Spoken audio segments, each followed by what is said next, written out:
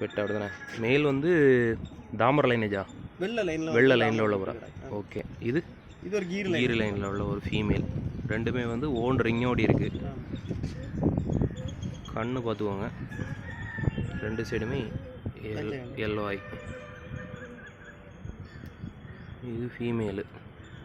Female வந்து இதுவும் ரெண்டு சைடுமே எல்லோ ஐ.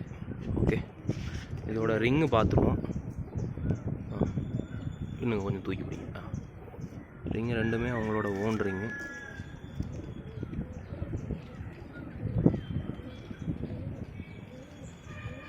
ஓகே, இது மேல், இது ஃபீமேல்.